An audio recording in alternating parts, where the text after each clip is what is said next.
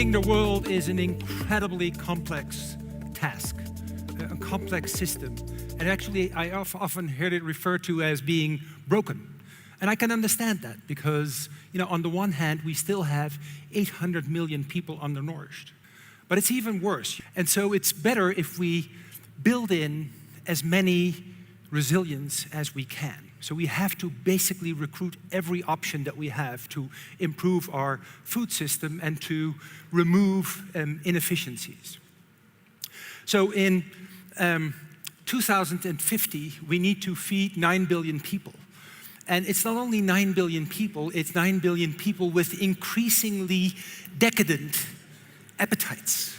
This is how Silicon Valley looks at food. This is completely digitized. This is all the nutrients that you want to have, all the minerals, vitamins, sugars, amino acids, every component that you need to build your body and to maintain your body. My problem is that I love meat. And meat is one of those very resource-intense parts of our food.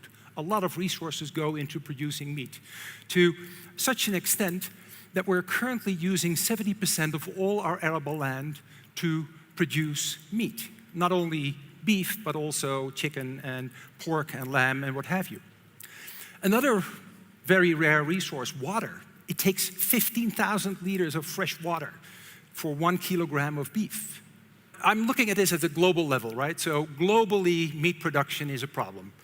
So what can we do? We can all become vegetarian. And there's nothing wrong with being vegetarian. It's completely healthy. We don't need animal proteins. We just don't. There are 2 billion involuntary vegetarians on this planet, and they lead happy lives. They are procreative. They are productive. No problem. And the principle is really simple. You've heard about stem cells. You've heard about synthetic biology. We are having stem cells in pretty much every organ in our body. They are regenerating muscle. So if you tear a muscle, the stem cells come in, they start to divide, and they start to form muscle tissue and not scar tissue. It's a wonderful system. So it's a very simple idea. We poke a cow in the butt, get a very small sample of muscle, 1 centimeter long, 1 millimeter in diameter, has a couple of hundred of these stem cells, and we let them proliferate, because that's what they're good at. Once you take them out, they start to kind of think, oh, we have an injured muscle, we start to proliferate.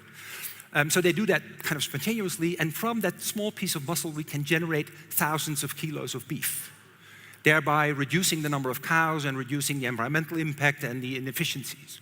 So I think these technologies are all kind of potential solutions. And although they may feel somewhat awkward and we have to get used to the idea, we really have to make a choice. Do we want to keep doing this, knowing that it's an environmental threat, knowing that it's a very expensive part of our meal? Do we want to keep doing this? Or do we want to boil broccoli?